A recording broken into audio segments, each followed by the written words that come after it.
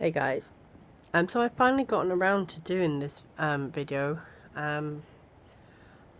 This is basically, I've done a PowerPoint going through the Henson v Sony lawsuit over the NSYNC Bye Bye Bye dance, which was featured in Deadpool and Wolverine.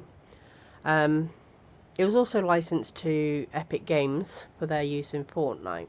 Now, Epic Games are not being sued, but I will be focusing quite heavily on them as potential defendants because the lawsuit does include those 1 through 10 as defendants, and Epic Games are actually listed as interested persons in Darren Henson's filing.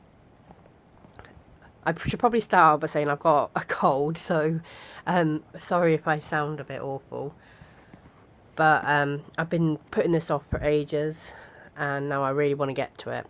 And it's my birthday, so this is a little present to myself. I'm so excited about this because, as some of you know, and I've talked about this, is my background actually includes being a dancer, and I danced from the age of 2 to about my mid-20s when lupus kind of took over and made it quite difficult health-wise. So I love dancing though, and this lawsuit in particular, I think, and I will explain why, but I think it is going to have huge potential consequences for the entertainment industry. I think this is currently it's a very underrated lawsuit. So I have this PowerPoint presentation, and I'm just going to talk through from the perspective of previous Fortnite lawsuits, which have failed and why they have failed, but why I think this, although it's not against Fortnite for now, but why I think this is different strategically and why I think it's got legs and it's going to be quite successful. Okay, so choreographer Darren Henson is suing Sony Music, alleging that the label had no right to license his iconic NSYNC routine to Marvel's Deadpool and Wolverine and Epic Games' Fortnite. This is a case that could redefine how choreographic rights are valued across the entertainment industry. Okay, so Fortnite has been sued by other dancers. I say dancers quite loosely, but other people who have kind of choreographed like what is been a viral dance routine. I wouldn't say iconic, but it's, they put together a dance routine which has gone very viral and become a trend. Fortnite have then used that, and the people who kind of invented the dances have said, no, and attempted to sue unsuccessfully. So my first example is Alfonso Ribeiro, who, if you watch Fresh Prince of Bel-Air, you will recognise him as Carlton Banks. And Carlton has what is called the Carlton Dance.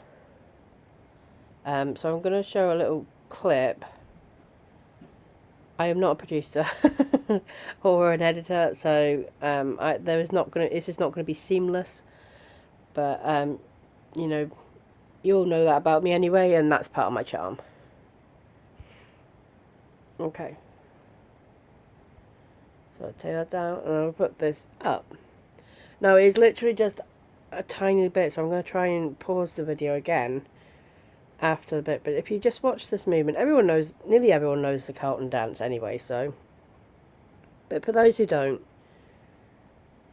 and I've got music off, so this is it. This bit here is literally all there is to it. So that is all there is to the Carlton Dance. Okay, let's just remove that and bring this back. So the lawsuit was dismissed. Alfonso Ribeiro did try to sue Epic Games. The lawsuit was dismissed because the routine was unregistered and it was considered a simple social dance step, right? And when you look at that, it is just 2 moves. That's it. That it's not enough. Do you know what I mean? It's just not enough. And the court said as much. It is not a protectable choreographic work.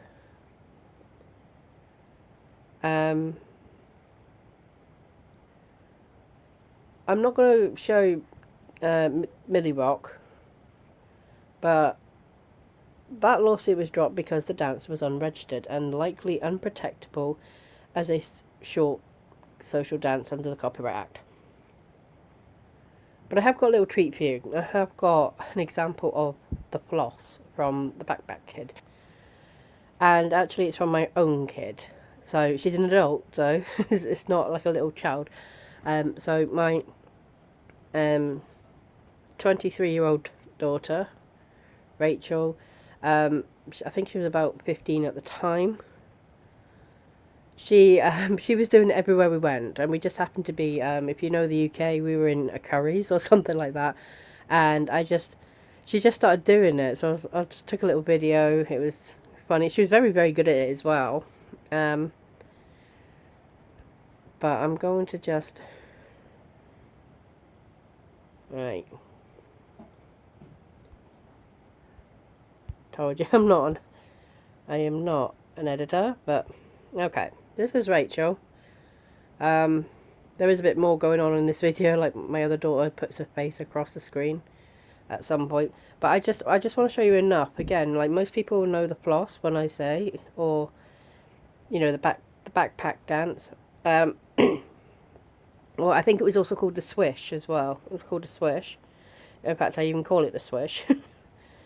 If I just, again, no music. Just a little bit of, that's all there is to it. And you can't copyright, you know, simple movements like that. But you can't say, well, that belongs to me. There's not enough there.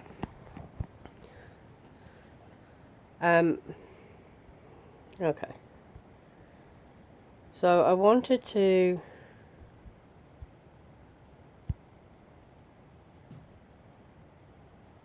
okay.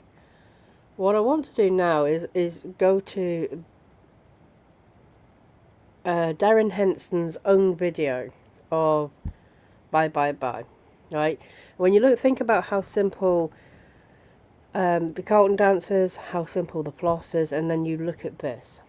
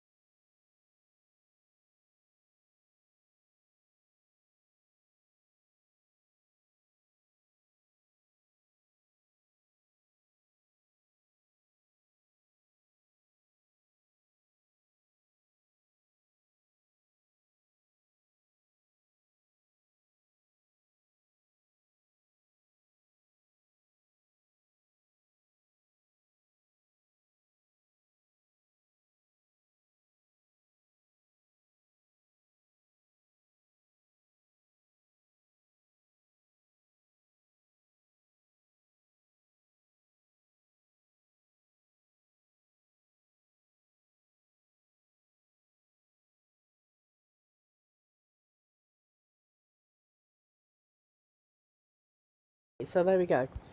If I bring this back up. So, I mean, it's a whole other game when it comes to Darren Henson's choreographed routine. There is far more complexity. There is a lot of moves, and it is the sequence of them. Yeah, where the Carlton dance and the floss are almost just 1 or 2 step moves, right? It's literally the swinging of the arms and movements of the hips, and not an awful lot more to it.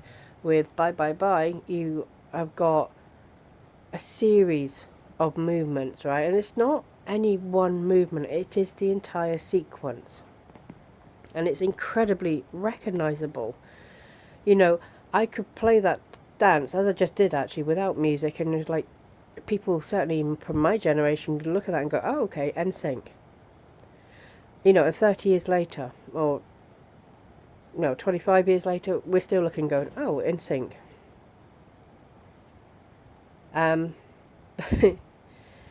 Not everyone does, but some people, a lot of people, especially the younger generation, literally think that it's a Deadpool dance, and they're calling it the Deadpool dance. It isn't. It's not, but I understand. So let's continue on here with the progression of the law. Okay, so unlike the wave of viral dance plaintiffs, whose cases crumbled on procedural and substantive grounds, Henson is entering the court with a rare combination of legal advantages that make his claim structurally formidable. Okay, so what do I mean by that?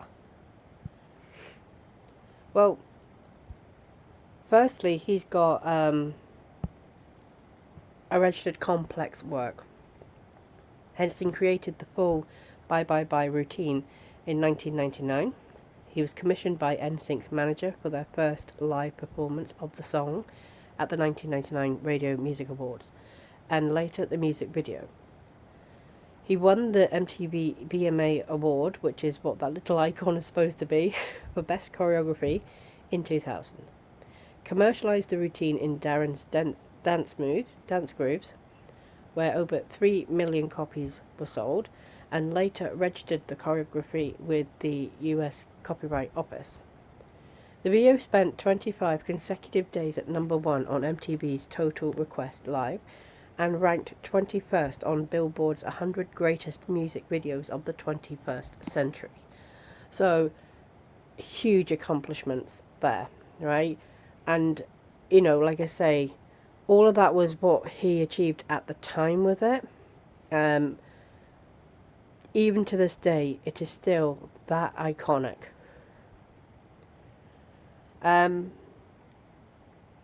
second part of the second ground, I think, as well, which I think particularly works in his favour, is that there was no work for hire agreement. So Henson alleges that he never transferred his rights to NSYNC or Sony. This is legally decisive, in the sense that if it is shown to be true, that's a problem for Sony, since they cannot license what they don't own. And that makes the alleged Fortnite and Deadpool and Wolverine uses potentially unauthorized reproductions, which is a far stronger footing than cases born of informal, collaborative, or social media contexts. And then finally, the defendant is Sony, not Epic Games. So why is that important? Sony argues that because it owns the music video, it can license the choreography embedded within it. Henson's lawsuit challenges this directly by arguing that choreography is a separate copyrightable work, which I agree with, because he's got his own copyright for the dance. This is not automatically absorbed into the video's copyright. If a court agrees, then Sony's licenses to Marvel and Epic were invalid, meaning Henson can recover all profits earned from those licenses. I will do a compare and contrast. Okay, so there's an important case, which is relevant here. Let's have a look.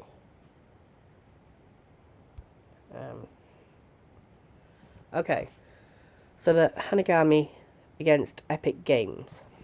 The Hanagami case is the turning point that made Henson's lawsuit viable. A Ninth Circuit decision that treated choreography as a structured, protectable work rather than a series of isolated poses. While Henson's case is pending in the Northern District of Georgia, Hanagami remains persuasive precedent, and its holistic approach is likely to shape how the Georgia court evaluates choreographic similarity. So this case went to the district court in 2022, and the case was dismissed. The court ruled that static poses are not protectable. The Ninth Circuit then reversed some of this in 2023, and held that evaluation is required of holistic sequences. Registration also gives standing. The doctrinal impact. So, persuasive Ninth Circuit framework. Choreography is treated as composite work, likely to guide the Northern District of Georgia's similarity analysis. So the core facts here. Kyle Hanagami's registered choreography for Charlie Puth's How Long is the dance at issue. Fortnite's It's Complicated emote allegedly copied a 4-count sequence, and the defendant was Epic Games. There was an old judicial mindset, so district court broke choreography into static poses, compared each pose to the emote, and concluded similarities were unprotectable, which is basically choreography equals steps, not structure, right? And that's not a sentiment I agree with. The new standard, though, the Ninth Circuit reversed this and held that basically created a new standard, which is that choreography must be evaluated holistically. Short sequences can be protectable. Courts must treat choreography like music or film as a composite work, which I agree. Because if you think back, and I haven't got all the details in front of me, but the family of Marvin Gaye, when they sued Robin Thicke and Pharrell Williams for Blurred Lines.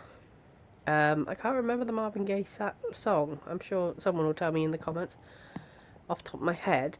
But it was literally hinged on beats, on similarities in sound.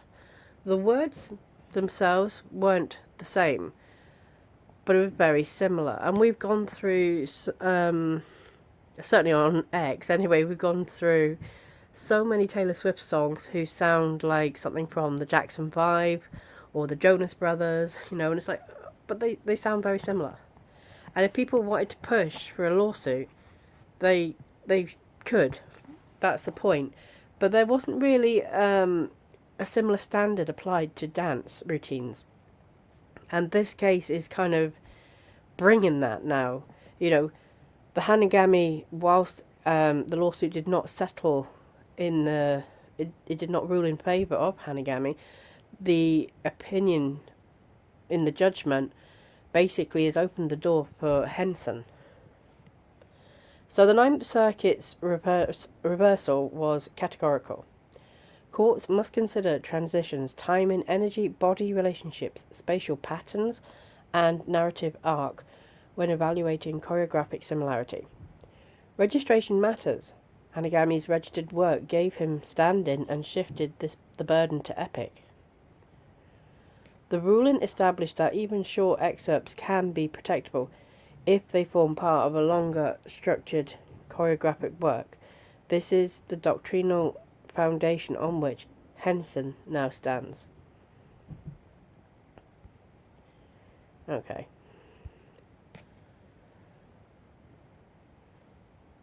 Oh, that's gone off the side. But for some reason, my cards in PowerPoint, they look absolutely fine and to scale. But when I put them in the studio, it just changes some parts. That's supposed to say why Henson is more likely to succeed than other plaintiffs. Okay. So, Darren Henson is more likely to succeed than most Fortnite dance plaintiffs because, unlike the earlier wave of viral dance creators, he holds a registered award-winning choreographic work, a clear authorship claim with no work for hire transfer, and a directly challengeable defendant whose licensing authority underpins the entire downstream chain. And what I've done is, I've basically done on the left a list, right, of the factors, and then a compare and contrast, right? So you've got earlier plaintiffs and then Darren Henson, and what's the difference? So, copyright registration, it was missing with Riviero, 2 Milli and the Backpack Kid. But with Darren Henson, it's not. He has registered his choreography. The complexity of work. The earlier plaintiffs, their routines were deemed short, viral, social dance steps, and that is all they were. There was nothing difficult or unique about them. With Darren Henson, there's a full award-winning choreographic routine. Authorship clarity. With the earlier plaintiffs, is often ambiguous or collaborative. Darren Henson, there is clear sole authorship, right? He was asked to choreograph this routine specifically for that song. There was no work for hire. The defendant as well. Now that matters. With the earlier plaintiffs, it was Epic Games directly, right? And with Darren Henson, it's not. It's Sony, whose licensing authority is challengeable. If Darren Henson was suing Epic Games, all he could claim is damages, right? By suing Sony, he can sue potentially for all the proceeds of, any profits that came from the licensing. So that's why that difference is so key. Legal theory. So the early defendants must prove substantial similarity only. With Darren Henson, he is going off the theory of invalid license. Similarity will also apply if it's needed. Now, he has filed in the Northern District of Georgia, so Hanagami is persuasive. It's not binding precedent, but it is persuasive.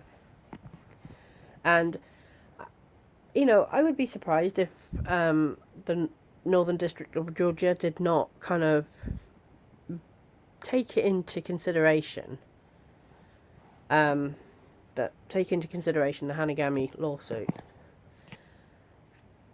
And then the judicial climate. So with the earlier plaintiffs, there was pre-Hanagami skepticism, but now for Henson, there is post-Hanagami expanded protection. So Henson checks every box that previous plaintiffs lacked. His case is not an incremental improvement, it is a qualitatively different claim. And then I've got a little flow chart. Hopefully you can see that. So, we start at the top, right? The first question is, did Sony own the rights to Henson's choreography? If the answer is yes, then the licensing chain is intact, and that is it. Henson cannot win his claim. If the answer is no, then Sony lacked the authority to license the choreography, which then trickles down to the next box. That would deem all Sony licenses to Marvel and Epic invalid, which then goes further. So the use in Deadpool and Wolverine is now unauthorized. But also, the emote in Fortnite, the bye bye bye emote in Fortnite, is also unauthorized. And then Henson can sue for infringement, as well as disgorgement of all licensing profits. This is a big deal. This is not just about some damages. Okay.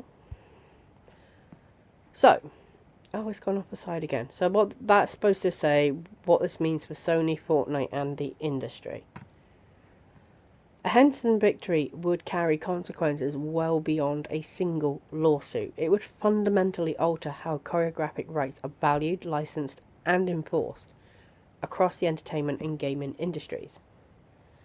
So if Henson wins, Sony may owe full disgorgement of profits from all unauthorized licenses granted to Marvel and Epic.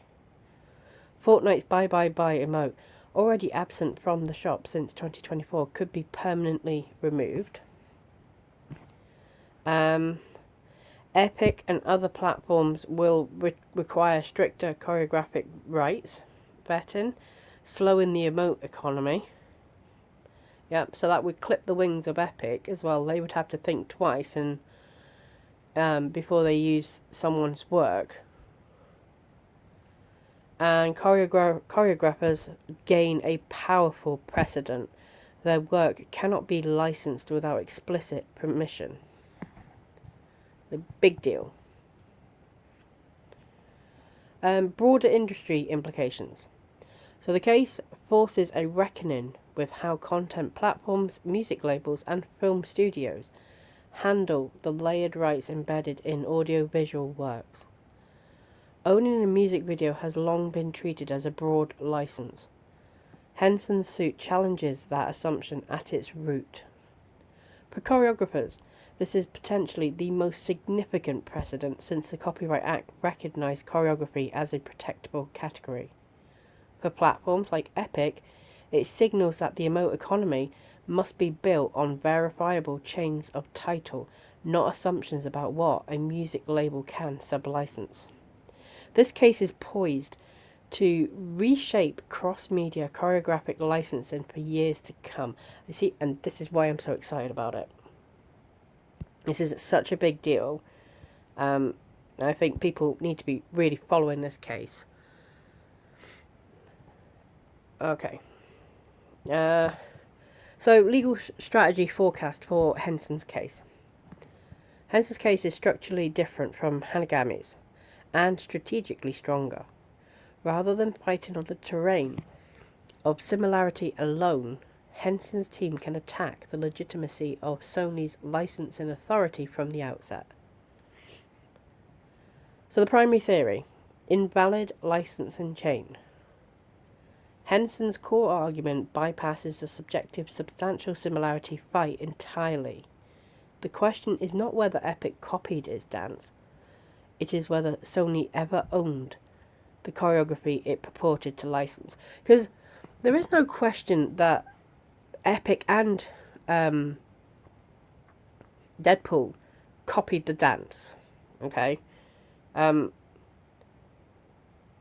fact, I'll finish this little paragraph and then we'll go and have a look. If no work for hire contract exists, Sony's authority collapses and every downstream use, Marvel's film, Fortnite's emote, becomes automatically infringing. Licensing revenue becomes recoverable. And I will say also, that would also apply to Nick Pauli. Because he has, he is made money effectively from this dance, right? He was hired, but he's currently, well, at the moment, I think so anyway, Henson is, arguing that he's been credited as the choreographer of the dance. He's building up reputation, he's building content on it. He was also paid to be in the film. So, and he is listed as an interested person in Henson's filing. Okay, let's, right. Sorry, I'm just finding the video.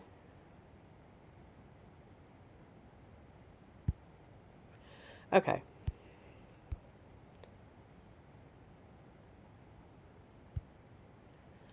Again, no music because I'm just gonna, I want you to look at the actual intricate movements, right? So this is a side-by-side video on TikTok. Got Deadpool on the left, NSYNC on the right. And there would be no argument over the similarity, right? Because hardly anything about the original dance is changed in Deadpool.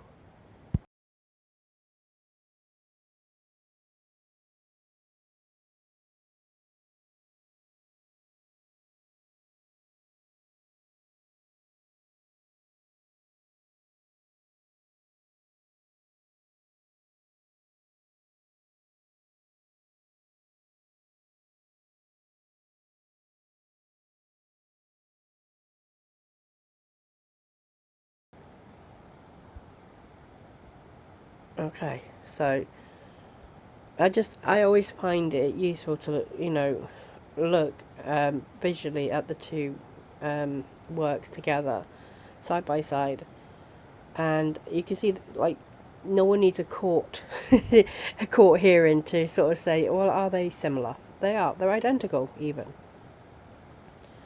The only difference in all of that I noticed was Deadpool grabbed his own ass. So secondary theory, substantial similarity. Should the court reach this question, Henson holds a full registered award-winning routine. Under Hanagami, the court must evaluate the Bye Bye Bye choreography holistically, a standard that strongly favours a complex, iconic work over a short, remote loop. So the key strategic moves. 1. Discovery on work for hire. These are the key strategic moves I believe Henson could use. Discovery on work for hire, right? So he could force Sony to produce contracts from 1999 to 2000, right? If there's no contracts, Sony's entire defense collapses.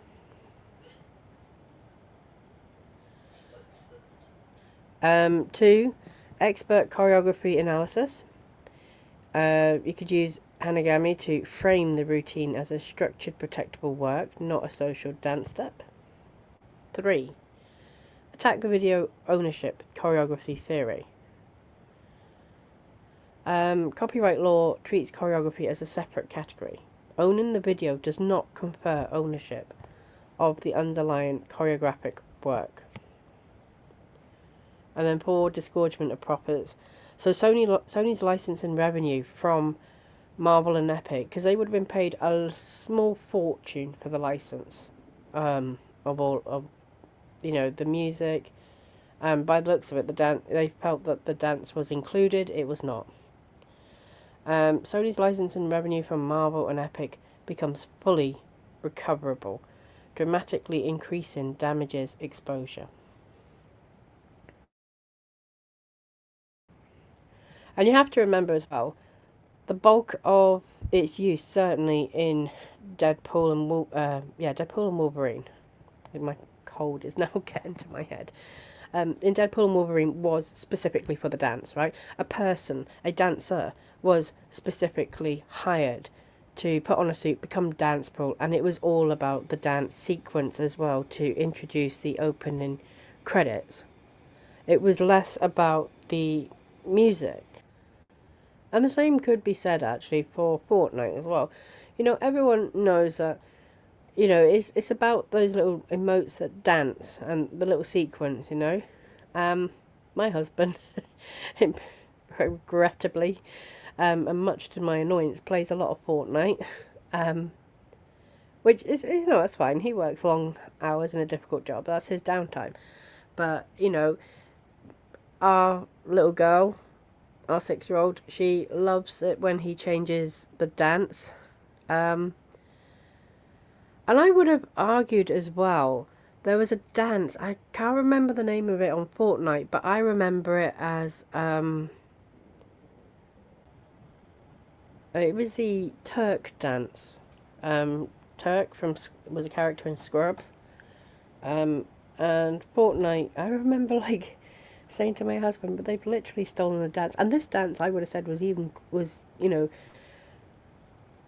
more complex than the floss or the Carlton dance. The thing is, it wasn't copyrighted.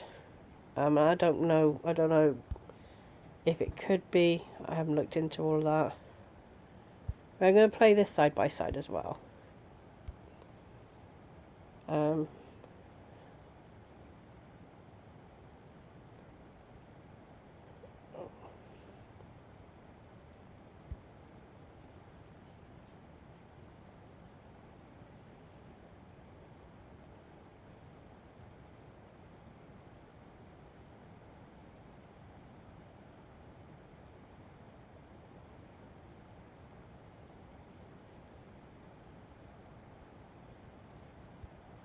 See, again, there's so much more going on in there. That is more what I would see as a complex sequence. And if that was, you know, I don't know if there was a reason why they couldn't copyright it, but that could have potentially been actionable if we were working on just similarity alone. But, you know, Fortnite, like my daughter loves that dance in particular, so that's what made me think of it actually. But Epic Games would have to really think about the dances they use. They'd have to do far more diligence in terms of checking that there were appropriate licenses in place and that that the dance was being licensed from the actual copyright holder. So there's a lot to think about. Okay. And then finally, we're coming to the end. So, a comparative analysis, Henson against Hanagami. So, Henson's case for me is it's not just simply a sequel to Hanagami. It is fundamentally a stronger claim built on superior facts, a cleaner legal theory, and direct precedential support. Okay. Another little table. Dimension, Hanagami, Henson. Okay. Substantial similarity. For Henson, it's invalid licensing chain, plus, if needs be, similarity. Defendant. For Hanagami, it was Epic Games. Henson is Sony, but Epic Games is downstream, i.e., they licensed from Sony. Work type. Hanagami is modern choreography, whereas Henson is iconic, award-winning pop choreography. In terms of registration, they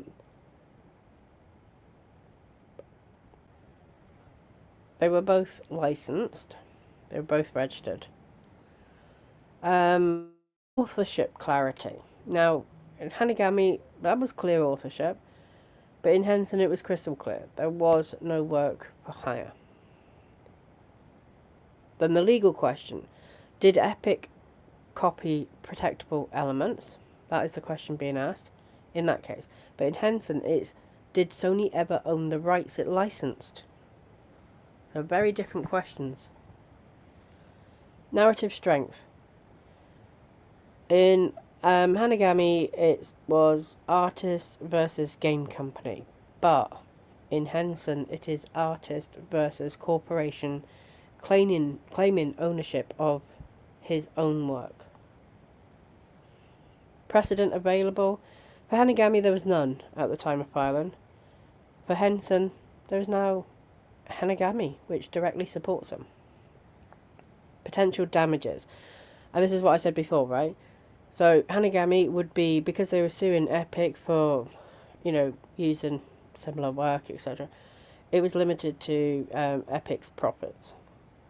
But with Henson, it is Sony's licensing profits and all downstream uses. So the profits that Sony made themselves from any licensing of the dance, and then anything that the licensees then made. So any profits that Marvel made, any profits that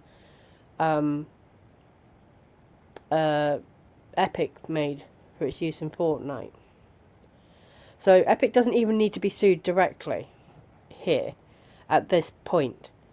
It just needs to be Sony, and that invalidates the licenses, and, there we go. And as I said, the door is also open to suing anyone who monetized effectively this dance in any way, and that includes the dancer Nick Pauli. It could potentially include, if I can find an interview where Ryan Reynolds admits to, this is his idea, that could be him. If he used it for maximum effort, it could be maximum effort being sued. I mean, Sony is in it up to their neck as far as I'm concerned, and I'm actually here for it now after, learning how much they stitched over Wayfarer. So, on that basis, I'm here for it. But also, I really truly believe in Darren Henson, and I think that this is the right move, and finally dance is getting the recognition that it deserves, that is long overdue, that it is a work in and of itself, much like, screenwriting a film, or, singing a song, playing a musical instrument. It's getting that level of recognition finally. So Hanagami opened the door, but Henson walked through it with a battering ram. I really do feel that strongly about this case. I think it's going to be huge, and it's going to have massive repercussions for the industry. Every dimension on which earlier plaintiffs had failed, including registration, complexity, authorship clarity, and legal theory, Henson addresses with a superior answer. His case does not rely on a single strong argument. It layers multiple reinforcing legal advantages into a claim that will be difficult to dismiss at the pleading stage and harder still to defeat at trial. So I'm going to be continuing to follow this case, but I think it was really important to sort of say, to point out that the crux of this case is not the same as other cases which have not been successful. This is a very, very different case. And hopefully my excitement in my voice will kind of, accentuate how important I think this is going to be. Let me know what you think in the comments. I'm going to stop there because my head is killing me now. But I hope you found that useful. If you've got any questions, please do ask, and I will answer them. Thanks, guys.